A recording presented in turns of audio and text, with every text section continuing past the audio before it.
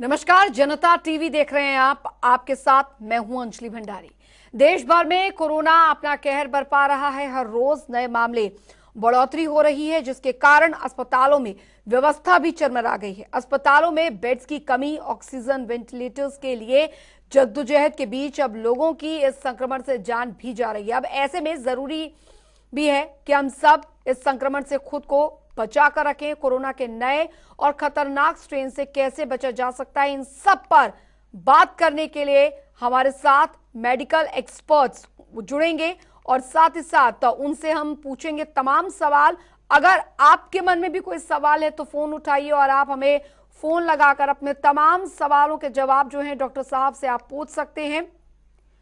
तो फिलहाल आपको बता दें कि लगातार आपके टेलीविजन स्क्रीन पर नंबर भी फ्लैश हो रहे हैं। 0114321432 पर आप हमें कॉल कर सकते हैं और आप अपने सवाल जो हैं वो डॉक्टर से पूछ सकते हैं।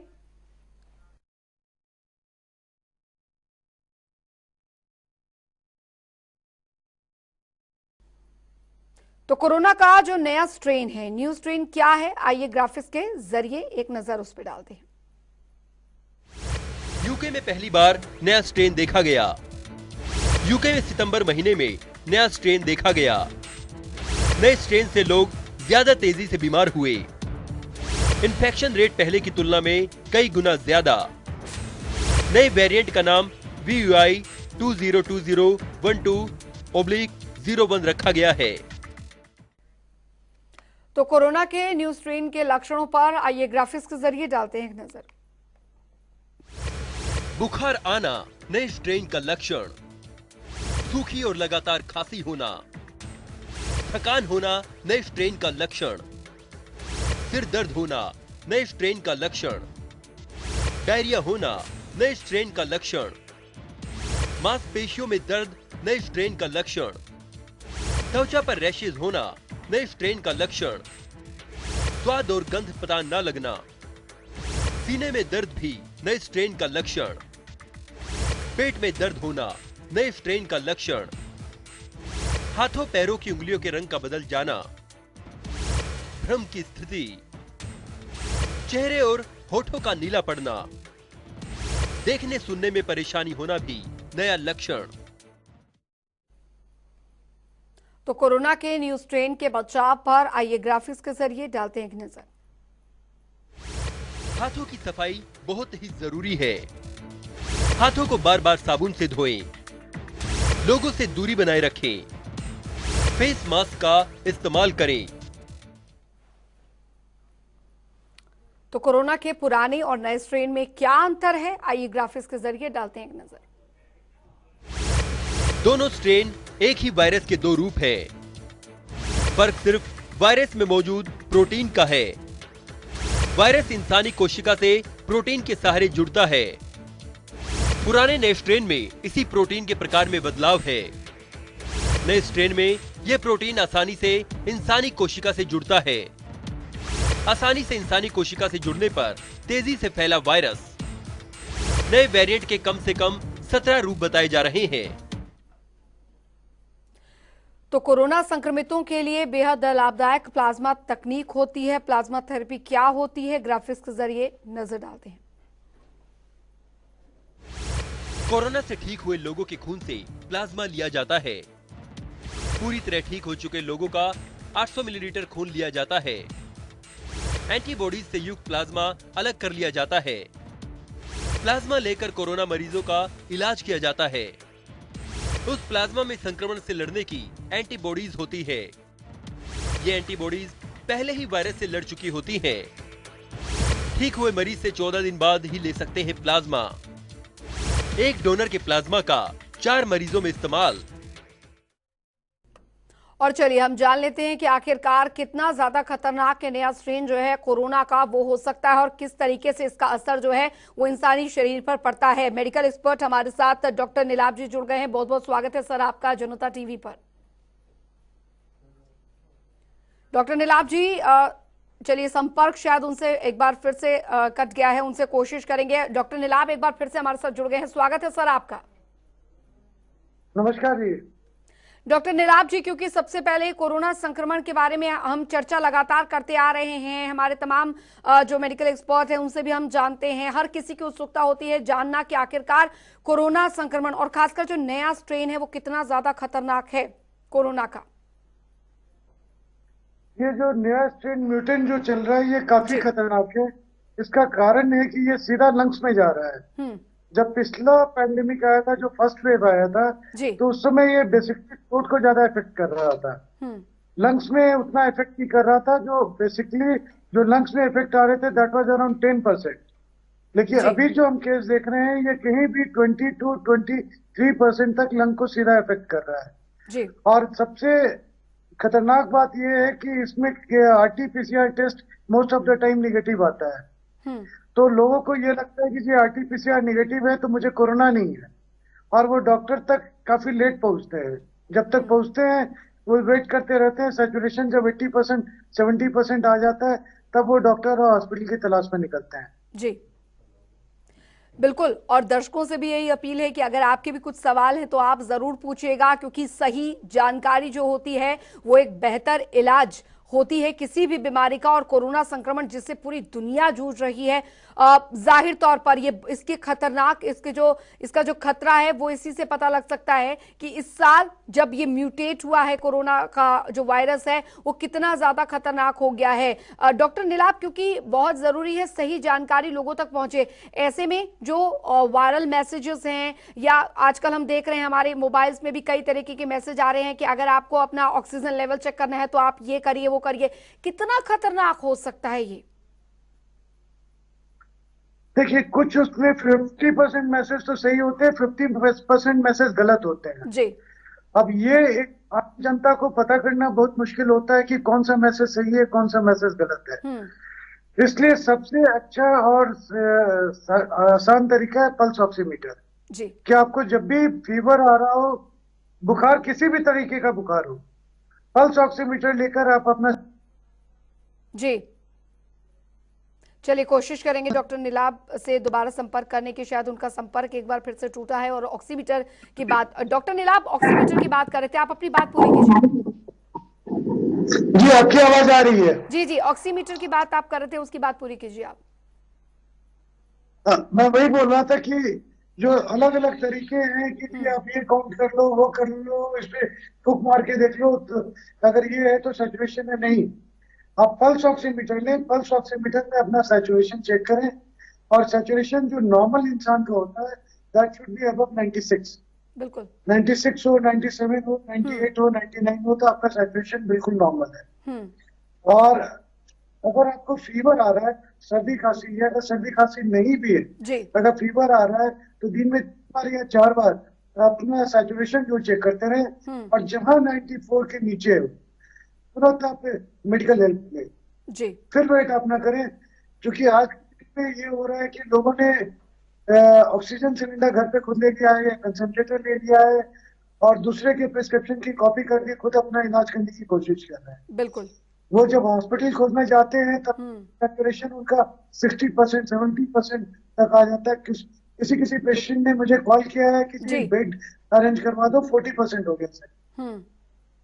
और एक चीज ये समझना पड़ेगा जनता को कि कोई भी कोविड का पेशेंट अगर आईसीयू में आता है लंग्स खराब, तो एक बेड को वो मिनिमम 15-20 दिन से लेकर 1-1.5 महीने तक ऑक्यूपाई करके रखता है जी। और इस बीच में और भी नए केस होते जाते हैं, इसलिए वेंटिलेटर की और बेड की काफी कमी आ रही है। एक सिरसा से कॉलर जुड़ गए हैं, सोमनाथ जी। जी सोमनाथ जी, आप अपना सवाल पूछिए।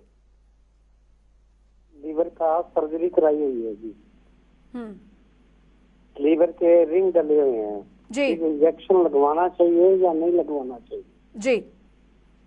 डॉक्टर नीलाभ, देखिए वैक्सीन जोर आपने लगवाइएगा, वैक्सीन नहीं मिस कीजिएगा, क्योंकि जो हम लोग देख रहे हैं जिन्हें भी कोरोना हुआ है, जिन्होंने वैक्सीन लिया था वो तो अभी भी रूम एयर पे हैं या ज्यादा से ज्यादा 1 या 2 लीटर ऑक्सीजन की जरूरत पड़ी है, और जिन्होंने वैक्सीन नहीं लिया है उसमें से कई जो है वेंटिलेटर पे गए, कई NIV पे गए या हाइफ्लो पे गए, और कई वापस नहीं आ पाए। हमने अभी तक वैक्सीन लिए हुए किसी मरीज को सीरियस होते नहीं देखा। तो अगर आपको जनवरी फरवरी में भी हुआ है या जी। मार्च में भी हुआ है, आपने वैक्सीन जरूर लेना है। जी। वैक्सीन से आपको हटना नहीं है। जाहिर तौर पर वैक्सीनेशन का ये महाअभियान भी चल रहा है और हर किसी को चाहिए कि डॉक्टरी सलाह के बाद वैक्सीनेशन जरूर ले। एक और कॉलर हमारे साथ जुड़ गए हैं डॉक्टर निलाब, राजकुमार हैं नागल चौधरी से। जी राजकुमार जी, आप अपना सवाल पूछिए। नमस्कार बहन जी। हेलो जी, अपना सवाल पूछिए, डॉक्टर साहब आपको सुन रहे हैं। हाँ, ये जी। हाथ पैर जो हड्डियां होती है ना, इनमें पेन रहता है साल भर से, अब से नहीं हो रहा, ये पहले से है। जी जी, तो इसके लिए क्या करना? ये अभी ये हम ले रहे हैं, ये कोरोना से रिलेटेड है।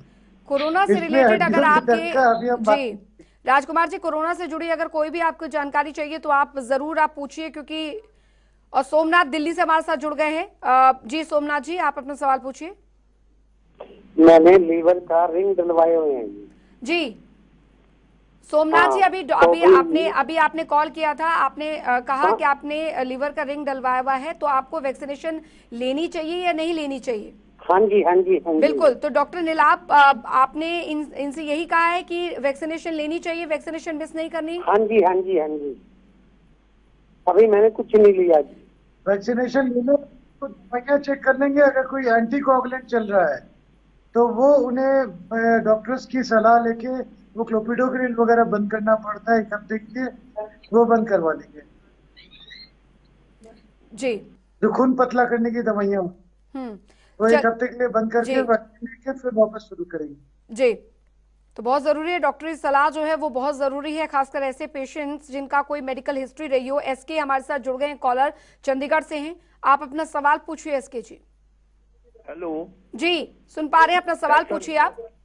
हाँ जी, हाँ जी डॉक्टर साहब नमस्कार जी। मेरा सवाल ये है कि मैं 28 मार्च को मैं पॉजिटिव डिक्लेयर हुआ था।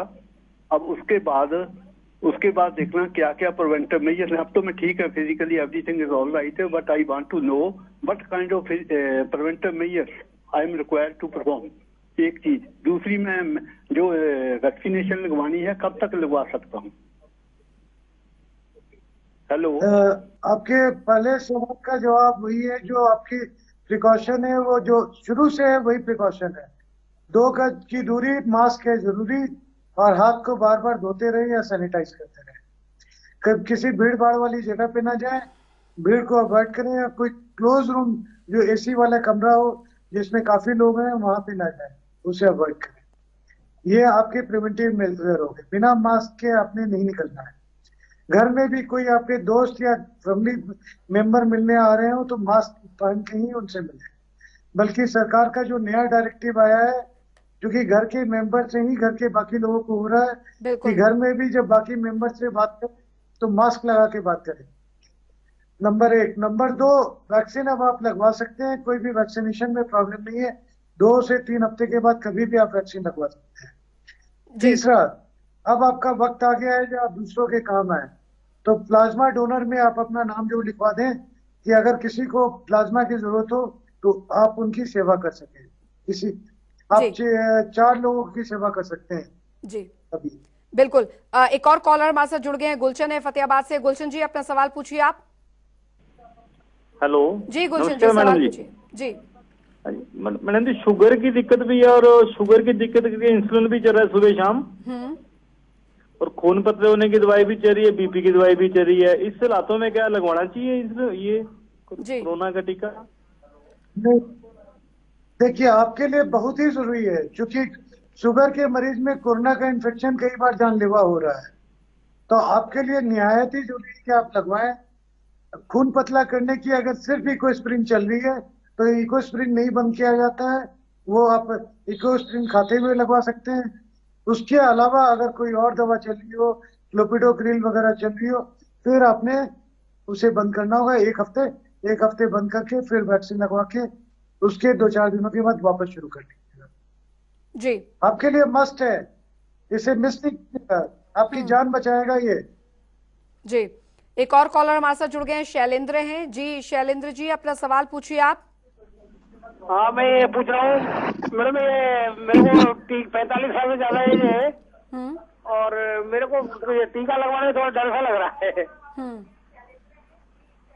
जी ऐसा है कि आप कभी भी किसी अस्पताल में चले जाएं जहां कोविड के मरीज हैं और पीपीई किट पहन के घूम जाएं, वहां मरीजों की हालत देख लें, फिर आपको समझ में आएगा कि टीका लगवाने का डर ज्यादा बड़ा है या जो बीमारी होने के बाद हालत होती है वो बिल्कुल ज्यादा खतरनाक है। बिल्कुल, बहुत बिल्कुल जरूरी नहीं है। डरे, बिल्कुल सेफ। बहुत जरूरी है और सबसे वैक्सीनेशन। शुरुआत में बिल्कुल, एक और कॉलर हमारे साथ जुड़ गए हैं, जिन्होंने संदीप सबसे जी हैं। संदीप जी, अपना सवाल पूछिए आप। सूखी खांसी है और मेरा गला बैठा हुआ है। हेलो जी मैम, ये हाँ, पूछना चाह रहा बुखार भी आ रहा है? हूँ, मुझे ये सूखी खांसी है और मेरा जी गला बैठा हुआ है। जी जी तो इसके लिए क्या करें मैडम? जी। आपको बुखार भी आ रहा है? नहीं नहीं, ना बुखार कुछ दिन पहले आया था, करीब 15 दिन पहले। अच्छा, ये खांसी कब से है? खांसी कब से है आपको? 3 दिन। 3 दिन से बता रहे हैं, 3 दिन से आवाज नहीं आ खांसी। रही आपकी। 3 दिन से डॉक्टर नीलाभ 3 3 दिन दिन से बता रहे हैं कि सूखी खांसी है इन्हें। बुखार पहले आया था लेकिन अब नहीं है, लेकिन सूखी खांसी है।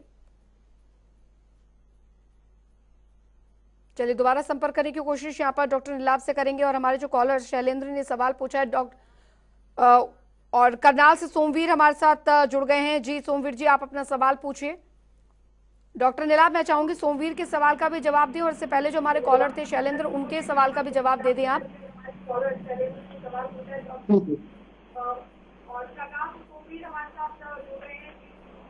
आप सभी से अनुरोध यही है कि आप लोग जो भी आप अपने सवाल के लिए आप हमारे साथ कॉलर जुड़ते हैं, आप अपने टीवी के वॉल्यूम जो है वो कम रखें ताकि आपके सवाल जो हैं वो पूछ सके। डॉक्टर नीलाभ, क्योंकि हमारे जो कॉलर जुड़े थे जिनका ये सवाल था कि सूखी खांसी है, बीमार हुए थे, फीवर आया था, पहले आया था लेकिन अब नहीं, लेकिन सूखी खांसी है, ऐसी स्थिति में क्या ये लक्षण है?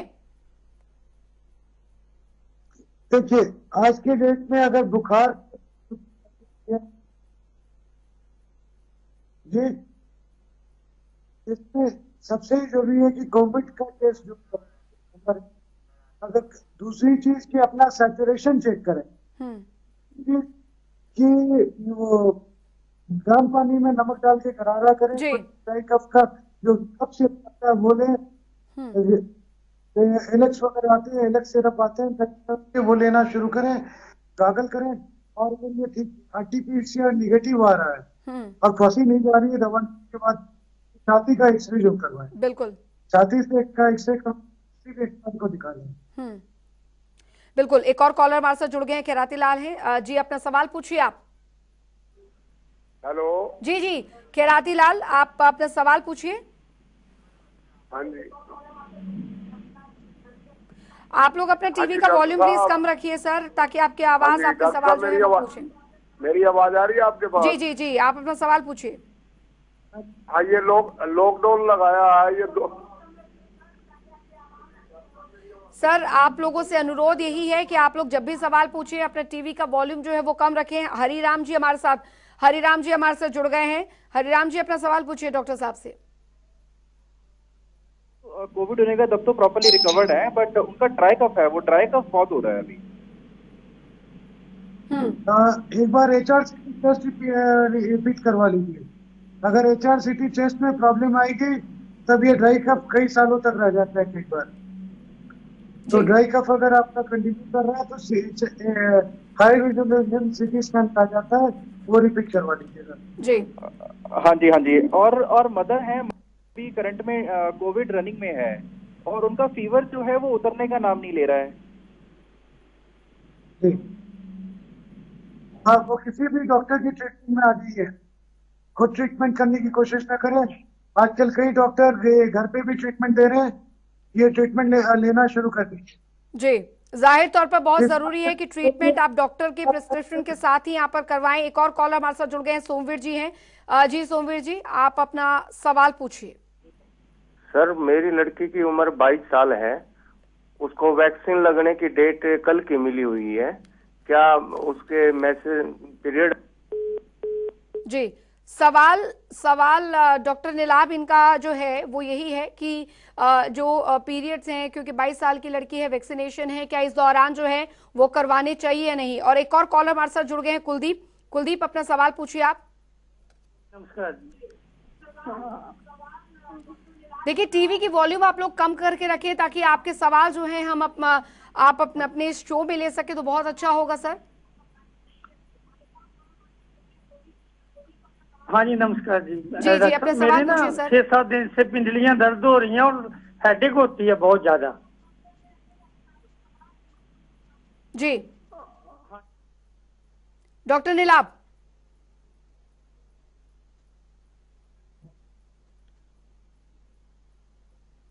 डॉक्टर नीलाभ, क्या आप तक मेरी आवाज पहुंच पा रही है?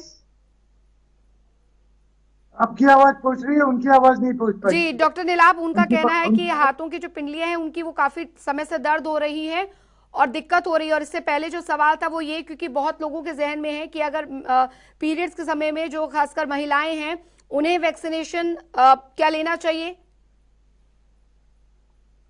देखिए, पीरियड कोई कॉन्ट्राइंडिकेशन नहीं है लेने का।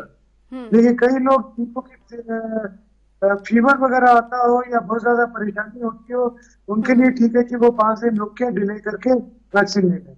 जी अदरवाइज पीरियड में कोई कॉन्ट्राइंडिकेशन नहीं है। जी संदीप एक कॉलर हमारे साथ जुड़ गए हैं। जी संदीप जी, अपना सवाल पूछिए आप। हेलो जी संदीप जी, सवाल पूछिए। नमस्कार जी। हेलो संदीप जी, आपको सुन पा रहे हैं, आप सवाल पूछिए। हाँ जी, वो मेरी मम्मी को ना थायराइड भी है और बीपी भी आई रहता है, क्या वैक्सीन लगवानी वाजिब रहेगी? जी, थायराइड और बीपी लगवानी। हाँ जी हाँ जी। और सॉरी, अगर आपको कोई भी बीमारी इस तरह की हो, ब्लड प्रेशर हो, शुगर हो, थायराइड हो, लीवर की प्रॉब्लम, किडनी की प्रॉब्लम, हार्ट की प्रॉब्लम, आप लोगों की निहायत ही जरूरी है। कैंसर हो, आप लोगों को तो सोचना ही नहीं है, इन लोगों को तो सबसे पहले लगवाना चाहिए। सरकार ने भी इन लोगों के लिए पहले खोल दिया था जी। आप अभी तक क्यों वेट कर रहे हैं? पिछले महीने लगवा लेना था इनका। बिल्कुल। एक और कॉलर हमारे साथ जुड़ गए हैं, शारदा है जी, अपना सवाल पूछिए आप। अस्थमा के मरीज भी इंजेक्शन ले सकते हैं क्या? और हाई बीपी की प्रॉब्लम होती है वो भी लगवा सकते हैं क्या इंजेक्शन? जी बिल्कुल, आस्थमा के मरीज बिल्कुल ले सकते हैं, और आस्थमा के मरीज के लिए बहुत ज्यादा जरूरी है, क्योंकि आस्थमा के मरीज में लंग्स या जो एयर पैसेज होता है वो पहले से अफेक्टेड होता है। तो इनमें जब भी कोविड का इन्फेक्शन होता है तो जानलेवा हो जाता है। तो आस्थमा के मरीज के लिए बहुत जरूरी है कि जितनी जल्दी वैक्सीन लगवाकर अपने आप को बचा सके, बचा लें। जी, जाहिर तौर पर बहुत सारी जो चीजें हैं उन्हें ध्यान में यहाँ पर रखना चाहिए। और डॉक्टर नीलाभ, जैसा कि आपने इस बीच कहा कि बहुत जल्दी संक्रमण फैल रहा है, लेकिन इस बार हमने ये देखा है कि अगर किसी को फैमिली में हो रहा है तो ये और भी तेजी से पूरी फैमिली को अपनी चपेट में ले रहा है। जी, क्योंकि हर इंसान ये सोचता है कि जी मेरे फैमिली में नहीं हो सकता, मेरे दोस्तों को नहीं हो सकता, मेरे रिश्तेदारों को नहीं हो सकता, तो इनसे हम खुल के मिल सकते हैं, मास्क की जरूरत नहीं है। और इसी की वजह से अगर फैमिली में कोई एक टर्न लेके आ रहा है तो पूरे परिवार को इन्फेक्शन हो जा रहा है। बिल्कुल, और जाहिर तौर पर इसका खतरा भी इसीलिए बढ़ा हुआ है। बहुत बहुत शुक्रिया डॉक्टर नीलाभ, आप हमारे इस शो में जुड़े और आपने इतनी बेहतरीन जानकारी हमारे दर्शकों से शेयर की। इसी के साथ इस कार्यक्रम में अभी के लिए फिलहाल इतना ही। बने रहिए।